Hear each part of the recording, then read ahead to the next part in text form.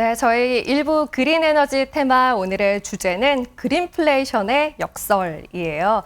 어떤 이야기인지 좀 들어볼까요? 오늘 유재현 그리고 박용대 연구위원 함께합니다. 두 분 안녕하세요. 안녕하세요. 안녕하세요. 네, 안녕하세요. 두 분 비슷한 셔츠에 비슷한 니트를 착용하고 나오셨는데 그린 에너지라서 녹색인 걸까요? 박용대 위원님?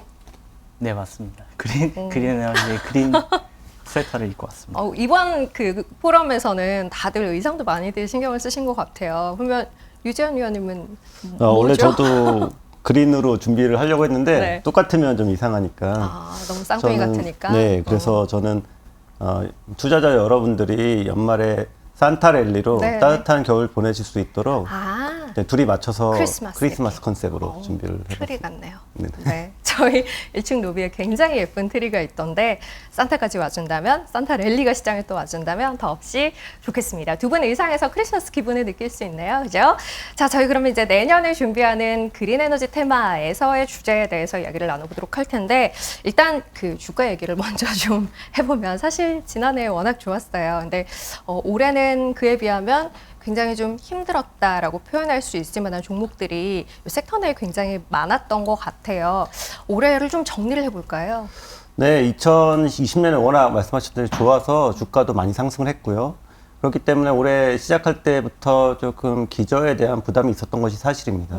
근데 기저만으로 다 설명할 수 없을 만큼 더 다양한 우려가 나오기도 했었는데요. 대표적인 것이 그린플레이션입니다. 그린플레이션. 예, 유가가 오르게 되면서 정책적 이런 모멘텀이 후퇴되는 것이 아니냐 이런 우려가 나오기도 했습니다. 물론 최근에 유가가 빠지면서 조금 완화될 수도 있는 상황이지만 장기적으로 그린플레이션 우려에 대한 상황은 지속되고 것으로 예상되고 있습니다. 그래서 오늘은 그린플레이션이 던진 화두와 그에 대한 내년 전망에 대해서 말씀을 좀 나눠볼까 합니다. 지금 그린플레이션이라는 말을 하셨어요. 오늘 저희 주제도 사실 그린플레이션의 역설이기 때문에 뭐 유가 상승, 천연가스 상승 이런 게 영향이 있는 연결되는 주제인 것 같기는 한데 어떤 개념인지 조금 더 설명을 해주실까요? 네, 간단히 이제 말씀드리자면 이제 친환경 정책으로 인해서 이제 화석연료나 뭐 이런 원자재의 공급은 줄어드는 반면 수요가 급증하면서 가격이 오르는 현상을 의미합니다. 인류가 뭔가 지구를 위해서 좋은 일을 좀 해보려고 하는데 비용이 상승하고 그래서 그게 단기간일지 모르겠지만 고통으로 다가오는 그런 역설적인 상황을 의미하기도 하는데요. 최근에 유가 상승, 천연가스 가격 급등이라든지 배터리 제조용 광물 가격의 상승이 대표적인 예라고 할 수 있을 것입니다. 공급이 감소하는데 수요는 사실 뭐 어느 정도 유지가 되기 때문에 기존 화석연료와 관련한 비용이 증가하는 게 그린플레이션이다라는 이야기인 건데 공급이 감소하는 이유에 대해서 좀 생각을 해봤으면 좋겠어요. 화석연료의 공급이 감소하는 이유? 정유업체들이 친환경 주제 속에서 얼마나 활용 가능할지 모르는 시설에 투자하기가 부담스러웠던 거죠. 그리고 ESG 정책 강화로 인해서 화석연료 투자가 어려워지기도 했고요. 게다가 조달금리가 상승하면서 이 프로젝트 수익성이 과거 대비 많이 떨어졌어요. 이러한 이유들 때문에 화석연료 공급이 감소하지 않았나 싶습니다. 이제 사실 그린 에너지 쪽으로 향해 가는 과정이기 때문에 기업들 입장에서도 화석 연료에 대한 투자를 지금 상황에서 하기는 불확실성이 너무 컸다. 거기에 금리까지 많이 올라서 투자하기가 더더욱 부담스러웠다. 때문에 이제 화석 연료의 공급이 줄어들었다라는 이야기인 거겠네요. 근데 이제 이게 정말 그린 에너지에 대한 활력을 좀 둔화시킬까, 정말 그 기세를 좀 꺾을까라는 걱정이 이제 그린 에너지 섹터에서는 있을 수밖에 없는데 어떻게 보시나요? 최근에 유가가 좀 하락하긴 했지만 주요 국가들에 있어서는 올해 다가온 그린플레이션은 그 충격이 대단했기 때문에 트라우마는 아마 당분간 지속될 것 같습니다. 특히 지난달에 있었던 유엔 당사국총회에서 탄소 배출을 많이 하는 그런 나라들, 예를 들면 러시아, 중국, 인도 같은 나라들이 생각보다 좀 소극적 모습을 보이면서 이런 우려를 좀 부채질한 측면도 있습니다. 그 사실 유엔 당사국 총회 끝나고 나서 기후 운동가 같은 분들 굉장히 좀 혹평을 했더라고요. 의지가 있는 거냐. 그 툰베리도 그냥 블라블라블라로 요약할 수 있다라는 이야기를 하기도 했는데 정말 좀 의지가 후퇴했다? 이렇게 해석을 해야 할까요? 어떻게 보세요? 뭐 그린플레이션이 그때 워낙 극대화된 시점이었기 때문에 당연히 그렇게 모양새가 나오는 상황도 있었을 거예요. 하지만 뭐 성과도 분명했습니다. 석탄 협정이라든지 메탄 협정은 사상 최초로 이루어지기도 했고 무엇보다 이 총회에 대비해서 많은 국가들이 탄소 배출 저감 목표를 좀 상향 조정했기 때문에 결과를 그렇게까지 평이할 필요까지는 없을 거다 이렇게 생각하고 있습니다. 타이밍상 조금 더 비판적으로 볼 수밖에 없을 만한 상황이었으나 성과가 없었다고 보기는 힘들다라는 거죠. 그렇습니다. 어쨌든 한 발짝 나아갔다라는 점에서 그러면 뭐 어쨌든 그린 에너지 정책은 예정했던 대로 강화되는 방향 유지된다 이렇게 봐야 하겠네요. 예, 오히려 그린 에너지 정책적 목표는 상향될 것으로 예상되는데요. 2주 전에는 독일에서 2030년까지 그린 에너지 이 비중의 목표를 기존 65%에서 80%로 대폭적으로 상향 조정했습니다. 화석 연료 가격이 이제 크게 상승하게 되면 그린 에너지의 상대 가격이 낮아지는 효과가 나타나면서 단가 경쟁력이 확대될 것으로 예상되고 있는데요. 그렇기 때문에 오히려 그린플레이션으로 인해서 그린 에너지 시장 확대에 대한 기대감은 더 상승할 수가 있을 것으로 예상됩니다. 그린플레이션으로 친환경 정책이 후퇴할 거다라는 시장의 걱정이 있긴 했으나 뭐 어쨌든 긴 그림으로 본다면 걱정은 좀 과한 측면이 있다라는 게 의원님 의견이신 것 같아요. 그죠? 그러면 실제 올해 그린플레이션이라는 걸 저희 맞닥뜨린 상황에서 그린 에너지 시장은 어떠했는지 시장의 분위기를 좀 볼까요? 그린 에너지의 대표 시장이라고 할 수 있는 태양광 시장은 여전히 뜨거웠습니다. 그래서 코로나19에도 불구하고 작년 글로벌 신규 설치량은 29% 늘어났고요. 올해 같은 경우에는 15% 늘어날 것으로 전망하고 있습니다. 저희는 향후 5년간 연평균 13% 설치량이 늘어날 거라고 보고 있는데요. 중국과 미국이 연설치량의 절반을 차지하는데 향후에도 이들 국가들이 시장의 성장을 견인할 것으로 보고 있습니다.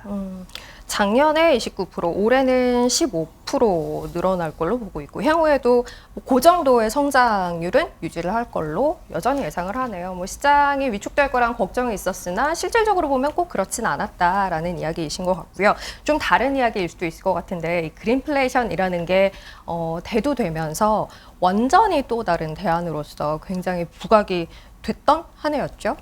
네, 그렇습니다. 원전 기술이 새롭게 부각되는 이유는 탄소가 적게 배출되는 그런 안정적인 발전원을 얻고 싶다는데 기인했다고 볼 수 있겠죠. 이런 상반된 그런 목표에서 고민을 하고 있는 그런 상황에서 원전이 대안으로 부각되어 온 것 같습니다. 탄소 배출 저감 그리고 안정적인 전력원 사이에 대한 고민, 이 가운데 나온 게 원전에 대한 관심이었다라는 건데 원전이 정말 친환경적인 대안이 될 수 있는가라는 논란은 있을 수밖에 없을 것 같아요. 네, 원전은 아마 영원히 논란이 많은 그런 에너지원이라고 볼 수 있겠는데요. 실제로 유럽에서도 이런 논란이 이제 가열되고 있는 상황입니다.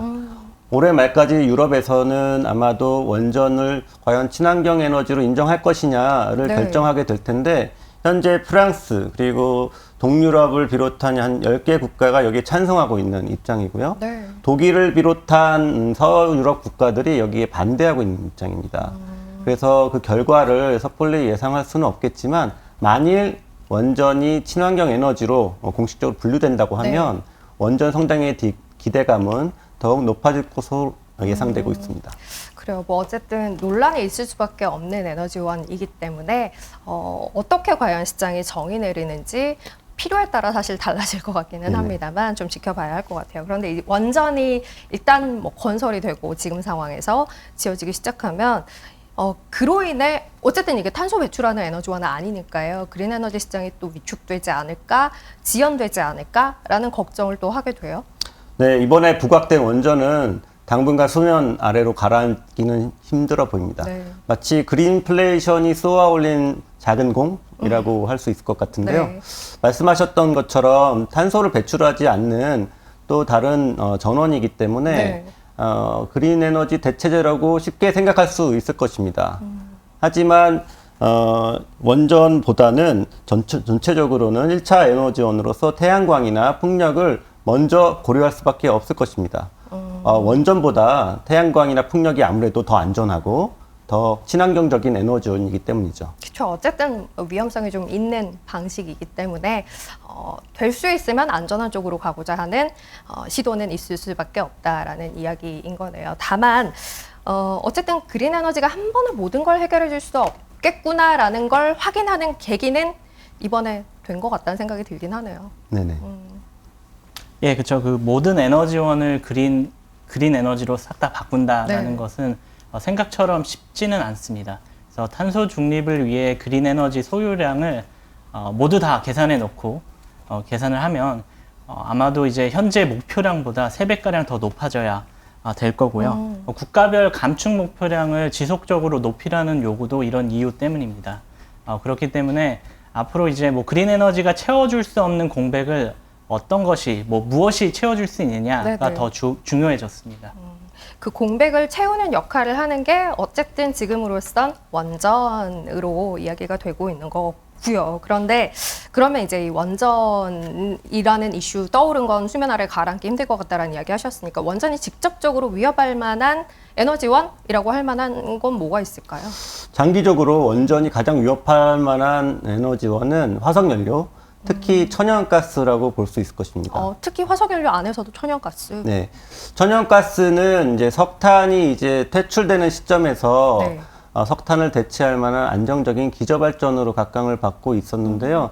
화석연료이긴 하지만 탄소 배출이 그만큼 많이 나오진 않기 때문에 네. 그렇습니다. 그렇기 때문에 원전이 무탄소 전원으로서 이제 부각이 되면 천연가스 위상은 아무래도 좀 위축될 가능성이 높지 않나 이렇게 생각됩니다.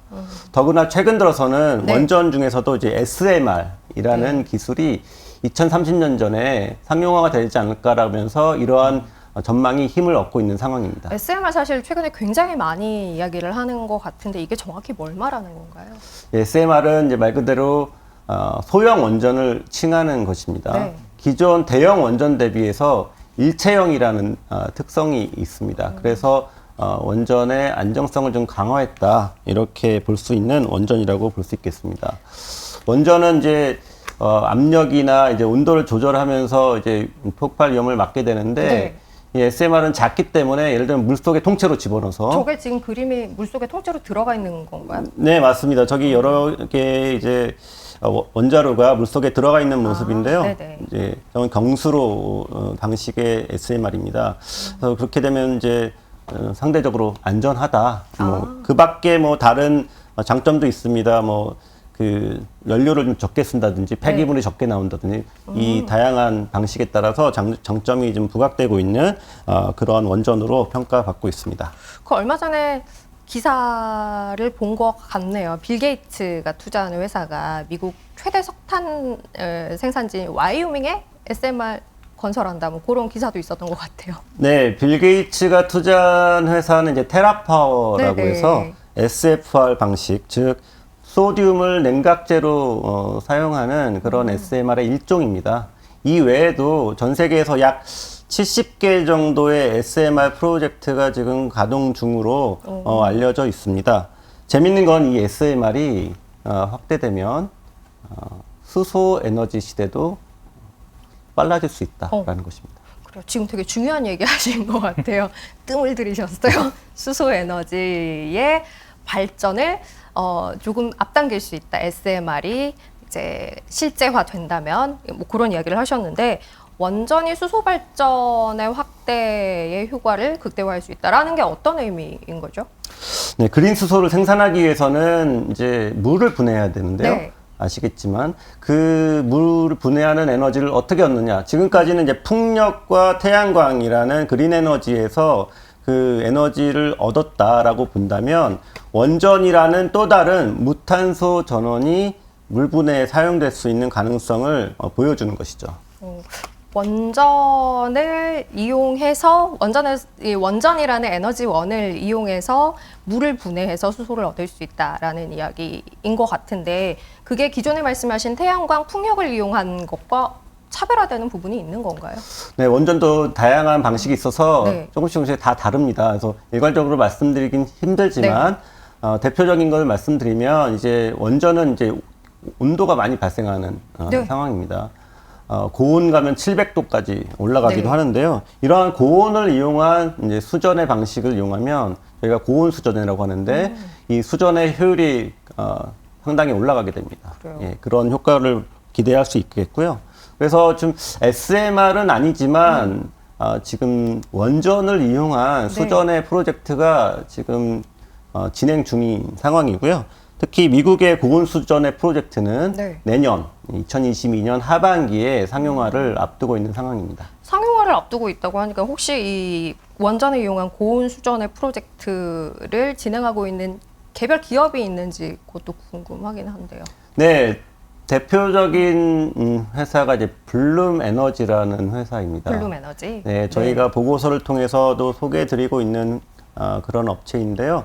원래 블룸 에너지는 그 대형 발전용 그런 연료 전지를 만드는 회사입니다. 네. 이것도 역시 고온 방식의 SOFC 연료 전지를 이용하는데 사실 연료 전지와 수전의 장치는 상당히 구조가 비슷합니다. 이게 반응과 역반응이기 때문에 어떻게 보면 연료 전지 기술을 갖고 있으면 수전에도 도전할 수 있는데 이 회사가 고온 연료 전지이기 때문에 네. 고온 수전에를 SOEC라고 부르는데 그걸 거기에 이제 그 사업을 확정할 수 있는 그런 네. 기반이 있는 것이죠. 그렇기 때문에 블룸 에너지 같은 경우는 기존 연료 전지뿐만 아니라 수전의 시장에서도 네. 가능성을 확대하고 있는 상황이라고 보시면 되겠습니다. 이미 그쪽으로 진행을 하고 있는 상황인 건가요? 네, 내년에 네, 뭐 네. 그런 이제 관련 제품들이 상용화될 가능성이 높습니다. 알겠습니다.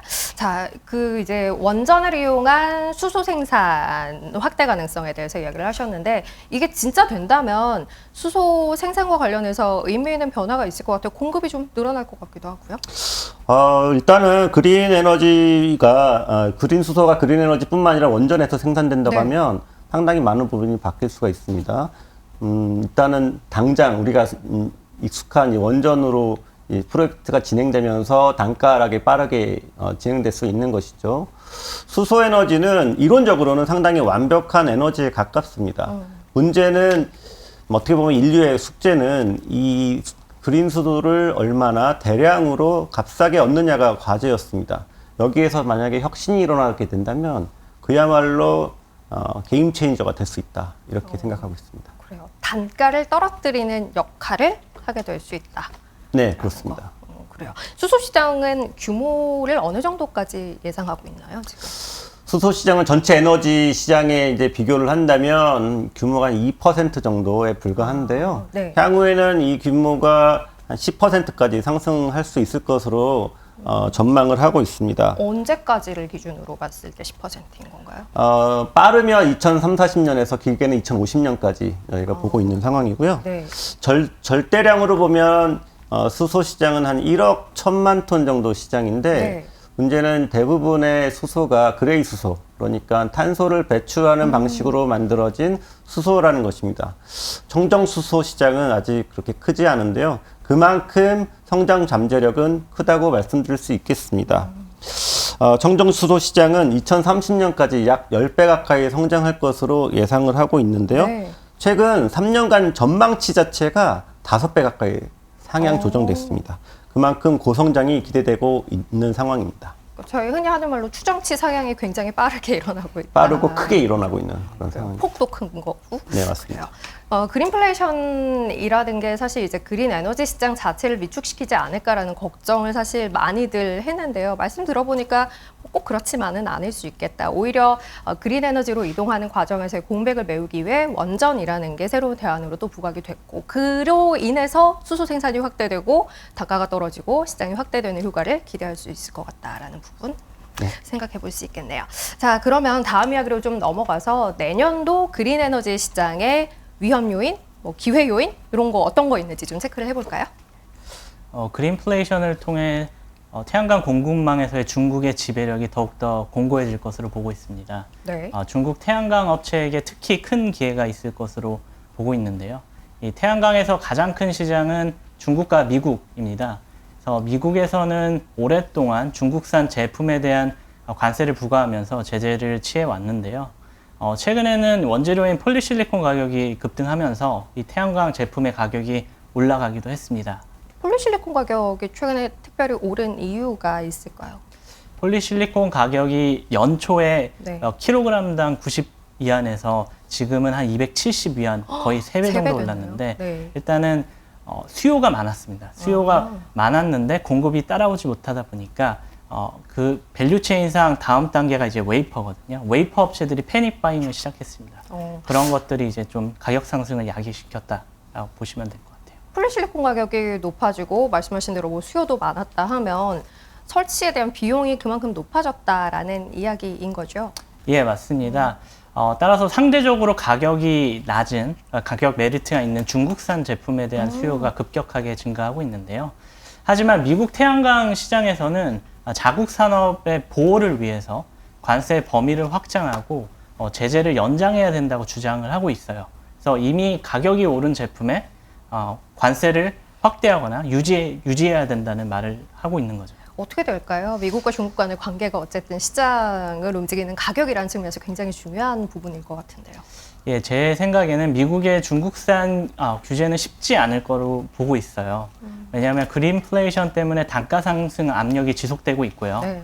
그리고 탄소 중립이라는 목표를 달성하기에는 값싼 중국산 제품의 도움이 절대적으로 필요합니다. 더구나 미국 같은 경우에는 자체 생산 능력이 턱없이 부족하거든요. 그래서 향후 5년간 미국 같은 경우에는 연 20기가와트 이상의 태양광을 설치할 것으로 목표를 잡았는데요. 네. 지금 현재 생산 캐파는 4기가와트 수준밖에 되지 않습니다. 그래서 관세로 인해서 수입산 제품의 가격이 올라가게 되면 그 부담은 고스란히 태양광 발전 사업자에게 떠넘겨지게 되는 거고요. 그들의 프로젝트 수익성도 내려가고 아마도 신규 투자도 감소할 것으로 보고 있습니다. 그래서 미국이 중국의 지배력에서 벗어나기 위한 마음은 굴뚝 같지만 단기간 내에는 쉽지 않을 것으로 보고 있습니다. 능력이 안 되는 거네요. 그죠? 태양광 생산이라는 측면에서는. 지금 좀 전에 보여드린 그림을 보면 미국과 중국 사이에 자체 태양광 생산 능력의 차이가 이건 뭐 그냥 좀 난다라는 정도가 아니라 그야말로 어마어마해요. 그 이유가 뭘까요? 일단은 중국이 태양광 산업에 일찌감치 투자를 많이 해왔습니다. 네네. 10년 전부터 정부에서 많이 밀어줬고요. 그리고 또 중국은 폴리실리콘 생산 지역이 이제 서부 지역인데 서부 지역이 전 세계에서 가장 저렴한 전기료를 자랑하고 있습니다. 그래서 그러한 이유들 때문에 빠르게 이런 생산 캐파를 늘려나갈 수 있었다라고 보시면 될 것 같아요. 그러면 결국 이 차이는 어떻게 전망을 하세요? 계속 유지가 된다고 봐야 할까요? 아니면 좀 예. 미국이 능력을 확장하는 쪽으로 갈까요? 아니면 뭐 이쪽은 접고 다른 쪽에 관심을 가질까요? 제 생각에는 일단 이러한 기조는 계속해서 이어질 거라고 보고 있어요. 전 세계적으로 탄소 중립에 대한 요구는 높아지고 있지만 이미 중국이 정부에서 많이 밀어줬고 투자를 네. 많이 해놓은 상황이기 때문에 이러한 공급망 패권 싸움에서 쉽게 밀리지는 않을 거라고 보고 있습니다. 그래요. 중국이 주도권을 갖고 가는 시장이라는 건 뭐 계속 변하지 않을 거다라는 부분인 거고, 여기서 그 기술과 관련한 이야기를 좀 해주신다고 하셨는데. 예. 일단은 태양광 시장에서 중국이 선점할 수 있었던 이유는 처음에는 값싼 제조 원가로부터 시작을 네네. 했습니다. 그런데 그거를 이제 기반으로 해서 기술 혁신을 주도해 나가고 있는데요. 특히 이 태양전지의 발전 효율 개선에 주목할 필요가 있는 것 같아요. 지금 현재 태양전지의 80%가 퍼크라는 기술에 기반하고 있거든요. 퍼크? 그래서 이 퍼크 기술 같은 경우에는 기존 실리콘 태양전지 대비해서 발전 효율이 높습니다. 그렇기 때문에 주류 기술이 될 수 있었고요. 하지만 이 퍼크 기술의 발전 효율이 23% 내외에서 한계를 보이고 있어요. 그래서 차세대 기술로 꼽히는 탑콘이라든지 이종 접합 기술 이런 것들이 좀 각광받고 있거든요. 근데 이러한 기술들의 발전 효율은 23% 이상의 발전 효율이 가능합니다. 퍼크도 그렇고 뭐 지금 탑콘이요? 탑콘, 이종 접합 이종 기술. 접합 기술. 네. 기술 관련한 용어들이 굉장히 좀 어렵긴 한데 어쨌든 기존에 쓰던 퍼크라는 기술이 이제 발전 효율이 좀 떨어지기 때문에 높이기가 어렵기 때문에 예. 그를 뛰어넘을 수 있는 다른 기술들이 부각이 되기 시작했다라는 이야기를 하신 것 같아요. 여기서 저희가 생각할 수 있을 만한 주도해 갈 수 있을 만한 업체들, 기업들이 있을까요? 네, 융기 실리콘, 중국의 융기 네네. 실리콘 자재나 진코솔라, 통에이 이런 중국의 선두 업체들이 이런 기술 개발에 적극적인 편이고요.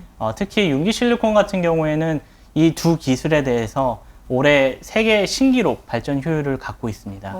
그래서 앞으로 이러한 기술들이 상용화가 돼서 이 태양전지가 양산에 돌입하게 된다면 이 태양광 에너지가 다른 재생 에너지 대비해서 발전 단가 측면에서 더 매력적이게 될 것이다라고 보고 융기 있습니다. 실리콘. 알겠습니다. 기술의 발전으로 인해서 태양광 에너지가 좀 더 주목받고 기존 선두 업체의 지위가 더 공고해질 수 있겠다. 뭐 이렇게 이해를 할 수 있을 것 같아요. 그렇다면 혹시 이제 또 다른 저희가 지켜볼 수 있을 만한 혁신적인 기술이라고 할 만한 게 또 있을까요? 네, 3세대 태양전지 기술이라고 불리는 페로브스카이트라는 게 있어요. 페로브스카이트. 페로브스카이트 용어가 어렵죠? 네. 이 페로브스카이트는 기존 실리콘 태양전지 대비해서 두께가 60분의 1 수준으로 얇고 가볍습니다. 전지 기술인 거죠, 그러니까. 예, 그렇습니다. 그리고 왼쪽 그림에서 보시는 것처럼 유연성이 뛰어나고요. 반투명성을 띠는 특성을 갖고 있기 때문에 우리 실생활에서 널리 사용될 수 있을 거다라는 기대감이 있습니다. 그리고 대표적으로 이제 사용될 수 있는 영역은 이제 건물 외벽이나 네. 차량용 태양전지로 사용될 수 있을 것 같아요. 그래서 이 페로브스카이트라는 게 그 자체로도 25%대의 높은 발전 효율을 갖고 있거든요. 네. 근데 오른쪽 그림에서 보시면 이 기존 실리콘 태양전지에 이 페로브스카이트라는 거를 이제 적층하게 되면 효율이 더 올라갑니다. 그래서 29%까지 올라가는데 이를 텐덤형 태양전지라고 부릅니다. 그래서 이러한 기술들이 상용화된다면 네. 지금의 업계 판도는 뒤집을 수 있다고, 흔들 수 있다라고 보고 있습니다. 이거는 아직 상용화된 기술은 아닌 거고. 예, 상용화는 안 됐고 업계에서는 한 5년 정도 후에 이제 상용화가 될 수 있을 것이다라고 보고 있습니다. 이런 쪽으로 좀 관심 갖고 있는 업체들이 있나요? 네, 작은 기업들, 네. 우리나라 기업들도 있고요. 대부분의 이제 중국의 선두 업체들이 이런 기술, 탑콘이나 이종접합 기술, 그리고 페로브스카이트 기술 이런 거를 다 연구를 해나가고 있습니다. 페로브스카이트라는 단어 자체가 워낙 생소해서 이게 뭐 신물질인가요? 뭐 이런 이야기 주신 분도 계신데 기술의 이름인 거죠? 예. 그렇죠. 알겠습니다. 자, 지금까지 이제 그린플레이션 그리고 그린 에너지 시장 또 향후 예상되는 기술 혁신에 대해서 얘기를 좀 쭉 들어봤는데요. 이제 투자와 관련되어 있는 보다 직접적인 이야기들을 나눠봤으면 좋겠어요. 일단은 류재현 위원님이 꼽으시는 종목이 있다면 어떤 게 있을까요? 저는 뭐 단연 플러그 파워를 추천드립니다. 플러그 파워. 네. 플러그 파워는 수소 생산, 연료 전지, 수소전 같은 다양한 수소 밸류 체인 분야에서 매우 강력한 경쟁력을 보유한 회사입니다. 이런 회사가 또 이렇게 전 세계에 많지가 않아요. 그렇기 때문에 전 세계에서 이 업체로 제휴 요청이 쇄도하고 있는 상황입니다. 네. 대표적으로 뭐 에어버스라든지 저희가 잘 아는 르노 자동차, 스페인의 악시오나 네. 우리나라의 SK와 같은 업체들이 이 업체와 제휴를 하고 있는 대표적인 업체입니다. 그렇기 때문에 미국 본토뿐만 아니라 아시아, 유럽 같이 다양한 국가 지역에서 시장 침투가 빠르게 일어날 수 있을 것으로 기대하고 있습니다. 플러그 파워? 가장 좋게 보시는 종목으로 이야기해 주셨어요. 이거는 나스닥에 상장되어 있죠. PLUG라는 티커로 거래되고 있는 기업입니다. 근데 사실 플러그 파워 이야기하면 할 말이 많으신 분들이 많으실 것 같아요. 주가가 사실 좀 많이 처져 있는 상황이어서.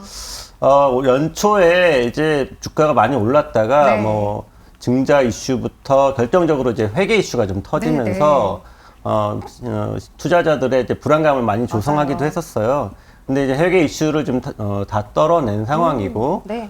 최근에 플러그 파워 수소 심포지엄을 개최하면서 장기적인 가이던스를 상당히 긍정적으로 내놓기도 했었습니다. 그리고 말씀드렸던 이제 이런 제휴들이 속속 맺어지면서 네. 플러그파워의 어떤 기술력이나 시장에서 장악력들이 직간접적으로 증명되고 있는 상황으로 그 이후에 이제 주가가 좀 반등 기조에 있는 상황으로 보시면 네. 되겠습니다. 그래요. 지금 그 타겟 프라이스는 50달러? 네, 50달러 네. 지금 제시를 하고 있고요. 예, 매수 의견 제시하고 있습니다. 알겠습니다. 일단 불안 요인들이 있었으나 떨어내면서 반등의 시도를 좀 보여주고 있는 상황이고요. 위로의 포텐셜도 지금은 좀 많이 있는 상태네요. 그죠? 예상하시는 부분 감안하면 알겠습니다. 플러그파워 지켜보도록 하고요. 박영대 의원님은 어떤 종목 골라주실까요?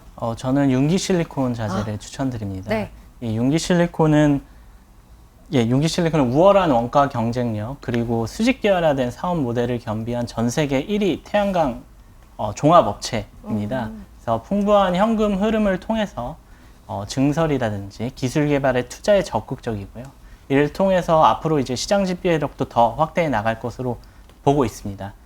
그래서 과거 이 퍼크 기술을 앞세워서 선두 네. 업체로 등극을 했었거든요. 근데 앞으로는 이 앞서 말씀드린 이 탑콘, 네. 뭐 이종적 팝 기술 이런 것들을 적용시켜서 선두 지위를 더 확대해 나갈 거라고 보고 있습니다. 그리고 지금 주가 수준이 12개월 선행피로 27배 네. 거래되고 있어요. 그래서 그렇게 부담스럽지 않은 그런 수준이라고 저는 판단하고 있어서 추천을 드리고 있습니다. 네, 알겠습니다. 이거는 현재가가 한 84, 예, 원 그 정도 정도. 되더라고요. 이 타겟 프라이스는 어느 정도 제시를 하고 계신가요? 130 정도 보고 130. 있습니다. 예. 알겠습니다. 자, 윤기 실리콘 그리고 플러그 파워 이렇게 종목으로는 두 종목을 받고 혹시 ETF로도 이야기를 주실 만한 게 있을까요?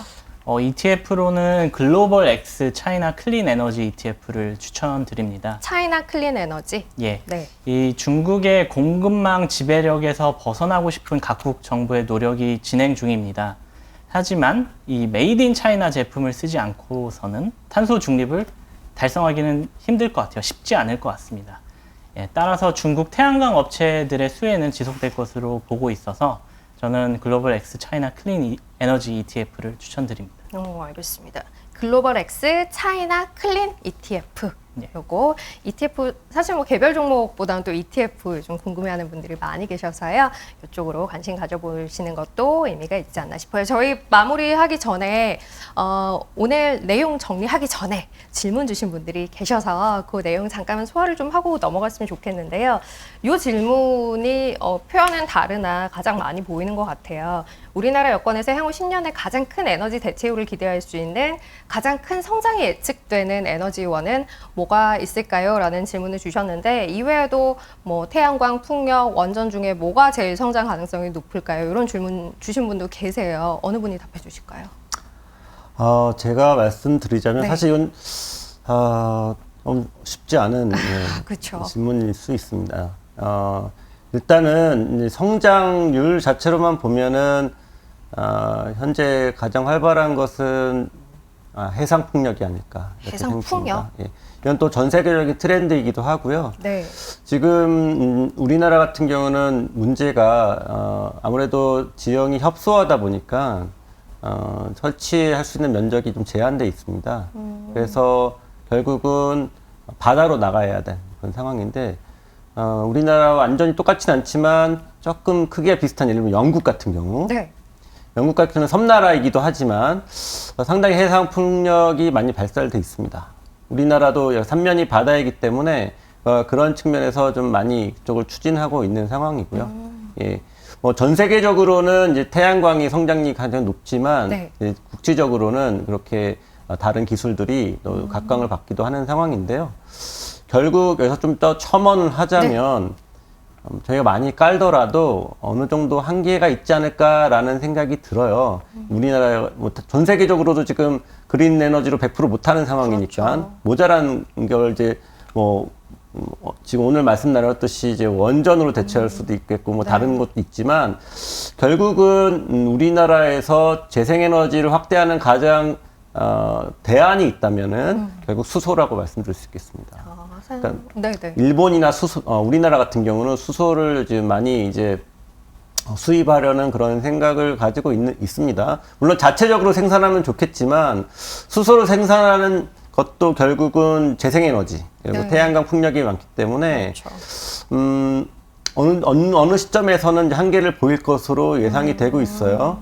그래서 물론 자체 생산도 많이 늘어야겠지만 재생에너지를 대체할 만한 친환경 에너지로 수소가 또 각광받을 수 있을 것으로 기대하고 있습니다. 그 연결되는 질문이 될 수 있을 것 같은데요. 수소를 앞서 이제 저희가 원전이라는 전원을 이용해서 수전해를 해서 만든다라는 이야기를 드렸어요. 근데 이제 질문 주신 분이 풍력, 태양광 등의 남는 에너지로 수소를 만들어 사용한다는 건 이해가 된다. 근데 전기가 부족한데 원전으로 수소를 만든다는 건 약간 의문이다라는 질문 주신 분이 계세요. 네, 그러니까 일단은 전원을 만들면 그런 전기를 제일 쓰면 되죠. 네. 쓰면 되는데 제가 왜 오늘 수소와 원전을 연결시켜서 말씀드리냐면 100% 예를 들면 원전이나 뭐 태양광 그 풍력으로 다 만들었다고 하더라도 네. 그 수소를 만들어야 될 필요성은 여전히 존재합니다. 그렇기 때문에 수소에 대해서 오늘 말씀드렸고 네. 그러면 태양광 풍력 100%면은 수소가 필요 없냐? 그게 아니거든요. 왜냐하면 수소는 수소의 고유의 영역이 있습니다. 말씀하셨다시피 잉여 전력을 저장의 어떤 매개체로 사용할 수 있고 네. P2X라고 해서 수소를 다양한 분야의 산업에서 탄소를 저감시킬 수 있는 어떤 용도로 쓸 수 있는데 대표적으로 논의되는 게 수소 환원 제철. 결국 제철 분야에서 이제 조광 생산에 있어서 이 환원제로 수소를 쓰는 것이죠. 네네. 지금은 이제 석탄을 쓰고 있는데 그래서 탄소가 엄청나게 많이 발생시키는 상황이죠. 근데 재생에너지로 만든 그 전기가 있다고 그 철을 만드는 방식을 계속 석탄을 사용할 수는 없는 거거든요. 그 대체할 수 있는 그런 수소. 뭐 더 나아간다면 예를 들면 이제 합성 연료를 만든다든지 항공 연료를 또 사용할 수 있는 건데 전기가 있다고 해서 깨끗한 전기가 있다고 해서 저희가 전기로만 하늘을 날 수는 없습니다. 저희가 드론 타고 미국 갈 건 아니니까요. 그렇죠. 예. 그렇기 때문에 추진력을 가진 뭐 제트 추진이라든지 이런 네네. 엔진이 필요한 거고 거기에 맞는 연료가 필요한 것이죠. 지금은 바이오 연료가 1차적인 대안이 되겠지만 장기적으로는 합성 연료도 가능성이 있기 때문에 네. 이런 부분에서 수소가 무조건 필요한 것이고 그런 관점에서 제가 오늘 원전과 수소를 연결시켜서 말씀드렸습니다. 네. 원전을 이용해서 수소를 뽑아낼 수 있다. 수소 시장의 성장을 뭐 그로 인해 촉발할 수 있다라는 이야기를 하긴 했으나 수소 자체로서도 분명히 쓰임새가 있기 때문에 그 시장은 당위를 갖고 있다라는 이야기를 지금 해주신 것 같네요. 자, 그러면 오늘 내용 이제 저희 좀 정리를 해봤으면 좋겠는데 마지막으로 두 분 한마디씩 해주실까요? 먼저 박 의원님. 저는 이제 융기 실리콘에 대해서 네. 조금 더 말씀드리면 네. 올해 융기 실리콘 주가가 횡보를 했습니다. 네. 이 폴리실리콘 가격이 상승하면서 이 수익성 하락에 대한 우려가 생겼기 때문인데요. 하지만 내년부터 이 공급 확대로 인해서 폴리실리콘 가격이 하향 안정화될 거라고 보고 있습니다. 안 그래도 폴리실리콘 가격 전망 물어본 분도 계셨어요. 아, 예. 네. 저는 뭐 내년 상반기까지는 고점 수준을 유지하지만 하반기부터는 이제 증선 네. 물량에 따라서 하향 안정화될 거라고 보고 있습니다. 그래서 따라서 혁신 기술을 보유한 융기 실리콘이 다시 한번 태양광 대장주로서 재조명될 수 있을 거라고 보고 있습니다. 융기 실리콘에 대한 이야기를 다시 한번 강조를 해주셨어요. 그죠? 올해 주가가 좀 들쭉날쭉하다가 결국은 연초에서 그리 멀지 않은 수준에 머물러 있어요. 예. 내년까지 보면 여전히 좋게 본다라는 이야기. 유재현 의원님은요? 예, 뭐 그린플레이션으로 인해서 뭐 정책적 후퇴 우려, 원전의 부각 이런 것들이 전반적으로 그린 에너지 섹터에 대한 센티멘트를 악화시킨 것은 사실입니다. 하지만 치열한 원가 혁신이 일어나고 있는 이 그린 에너지, 어찌 보면 우리가 매일 쓰는 이 전기 에너지에 이미 혁신이 자리하고 있을지 모릅니다.